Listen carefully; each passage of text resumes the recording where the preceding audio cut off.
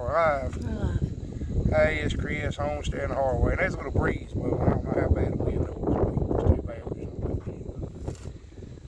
But I need to start doing more videos. My health's getting worse. And I need to start doing some more and try to make sure we get some knowledge passed it on before we can. But I don't know if you know or not, we're good friends with Derek up at Field to Fork Homestead. Is that what they call their outfit? Is that right? I think so. Well, Derek did a video the other day on his David Brantley walk behind tractor and the tiller he uses tilling the garden. Now, Derek's got a tractor. And we're buddies with Moore's Farm Miles. They do a lot of videos on the farm mile, like One Road Farm Miles. I think he's got him. And I see a lot of stuff on YouTube about farm equipment, about tractors and motors, and it's awfully misleading. Now, we've done a video about this before, but you probably do need a tractor. Tractors are useful for a lot more than just tending your garden. They're a nice thing to have. But you don't need an expensive tractor. You don't need a $30,000 or $40,000 tractor. You need a $2,000 or $3,000 tractor. You need a 140 farm model, 35 Ferguson, a 3000 Ford. From a usability standpoint, I'm not a big fan of. I know I've got a 30 Ferguson, which is the same thing, but it's limited in what it can do. Not a big fan of 9N Ford, some of the Atlas Jammers, some of the other stuff. But plus they're a little bit aggravating to get parts for. If you stick with a farm model, a Ferguson, a Ford, some of the smaller John Deeres, try to get one that'll do a row space where you can't tend the garden with it. You probably do need one if you're going to tend a big garden. Now you go look at what Derek's doing with the walk behinds. I think that's a good idea. I don't know how available they are. I wouldn't mind having one, just do a little bit of cultivating with, maybe dig potato stuff like that. We're free up a tractor. You know, with us tending produce, we're not like somebody with a home garden. I may be trying to do 2 or 3 operations at one time. I may be trying to cultivate something. I may be running rows over here. I may have to bush hog every day. I may be disking ground. So if I could free up a tractor to do something like dig potatoes, it'd be a really good thing for me. So I wouldn't mind having a tractor and a walk behind. I see people make the point a whole lot that the equipment will cost you more than the tractor, and that's very true. The equipment will cost you more than the tractor. But always remember that you don't have to buy none of this stuff new. Everything we have, I think if you go back, if you've been watching this for a while, you go back and look at the videos, everything we have was junk at some point. I don't think I've ever bought anything to farm with for the small scale stuff new. Now on the big farm side, commercial side, yeah, we've bought some new equipment. But for the homestead, small farm here, everything, the newest thing we got is probably made in 1960. And as far as the front end loader thing, we bought a skid steer. We bought an old white skid steer, kind of cheap from a buddy of mine. And honestly, it's 1,000 times more useful than a loader tractor. That's something, you can buy 2 tractors and a skid steer. I guess if I had to buy mine retail, I'd have less than $10,000 in all 3 of them. 2 tractors and a loader. Maybe another $2,000 in farm equipment, depending on what you had to pay for it. But then again, I build a lot of my stuff too. If I need something, I will build it. I can rebuild stuff, take bigger equipment, cut it down to smaller equipment.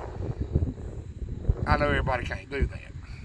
And I told you before, one of the biggest things you'll ever buy that will definitely pay for itself is a small MIG welder. Don't get one too small. But get you a little MIG welder and learn how to use it. Get a torch and learn how to use it. These are kind of farm essentials, you know. There's not a lot of money in this stuff. We tell you that all the time. You can make a little profit on it. You can do okay with it. It's not a get rich quick scheme. But you have definitely got to limit what you spend. And buying new stuff is the shortest way to not make any money here. It can take years to pay for a tractor off farm profit. And nowadays the pickup truck's costing $85,000. You know, used is kind of the only way to go. And there's nothing we can do about the dog barking. We don't have any control over that. We've got the chickens ranging, and she's going to throw a fit the whole time we're on here. But maybe that'll help you a little bit.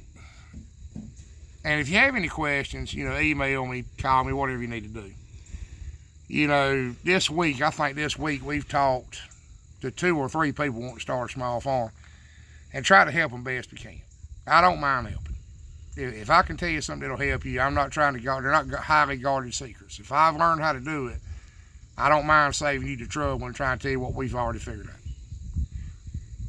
If farmers could learn to work together, farmers, let's say homesteaders, whatever you want to call them, whatever terminology you feel comfortable with, but if we could learn how to work together and realize that we're probably not really in competition with each other, that if we could do that, we'd be a whole lot better off.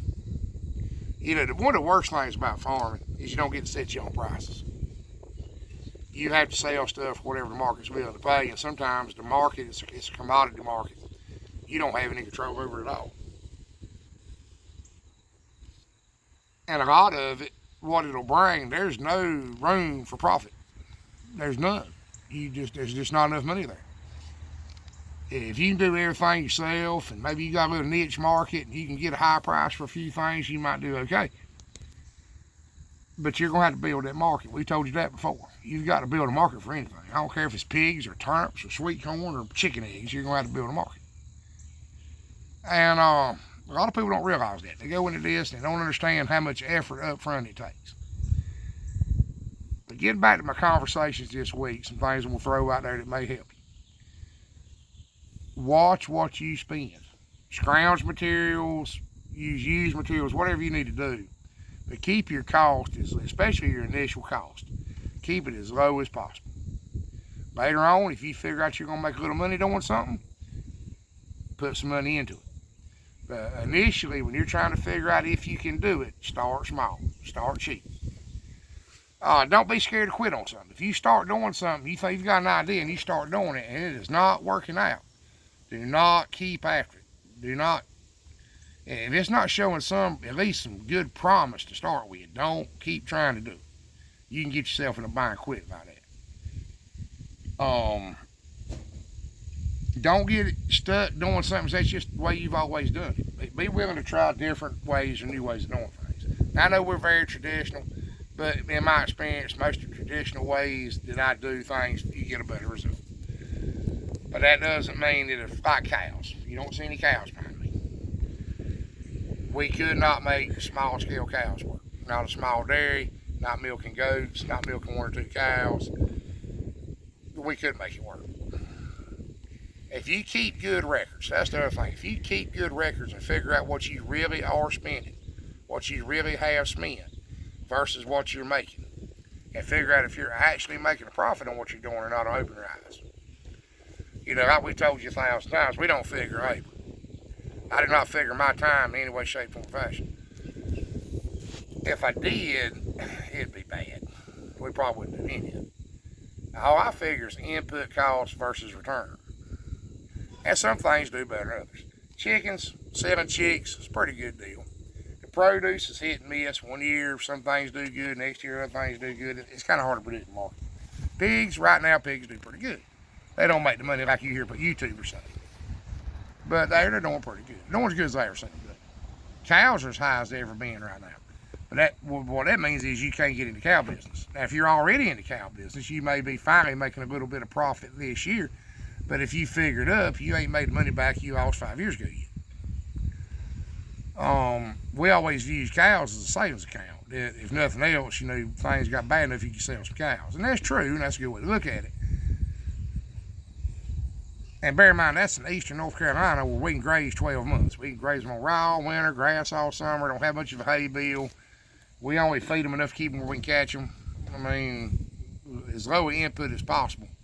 And we still can never make money work on cows. We'll make a little money selling beef.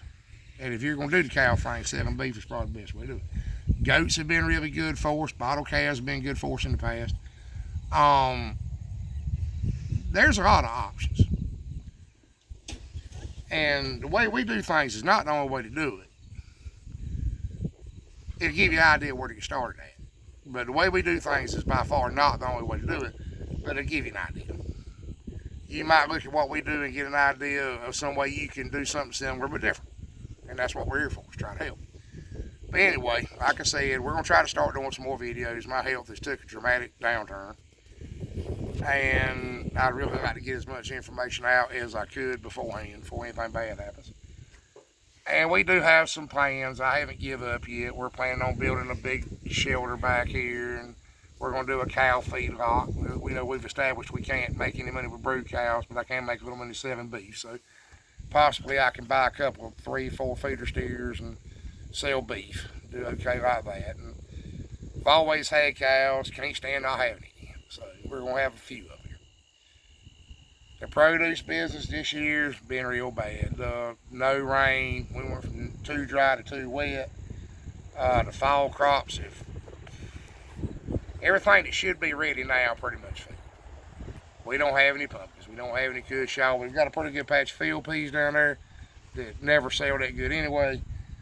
We're scrapping the fall field sweet corn for the hogs. Save a little bit on feed bill. My field corn down here we normally sell corn stalks and deer corn out of has neither. With the drought, it was very, very sorry corn, and the deer have gone through and cleaned it up. Anything that was out there, the deer have already got. And then we had a windstorm the other day that shredded the stalks. So I don't even have, not here, I'll be able to find some somewhere else, but here we don't even have corn stalks. So always remember, it don't matter how well you plan things out or how good of a farmer you are. Things can go wrong. Best laid plans go right, you can do everything right, still get the wrong result. And remember that, and don't let that get you down. Don't get depressed, don't get worried to death, don't feel like a failure when something doesn't go right, because that's just life, things don't go right.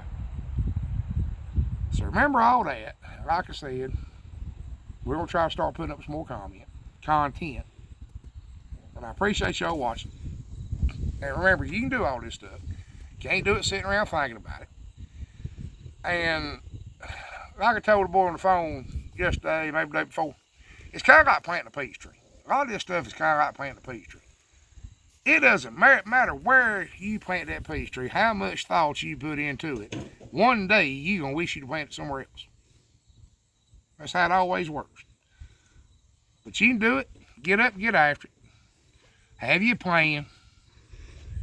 I think my camera woman just got bit by a fire ant. But have your plan. And you can do it. Do it as cheap as possible to start with. As you start making some money or start production or whatever you can do, you can add on. Remember, do not compare yourself to people with money. You know, people with a lot of disposable income have a really nice looking place. They're not playing the same game you do. A hobby farm and a homestead, or hobby farm and a small production farm, are not playing by the same rules. Always remember that, and you ain't gonna keep up with them. You're not gonna keep up with somebody with disposable income. You can't do it. Remember all that, and remember you never plow a field with turn over your mind. So get up and get after it.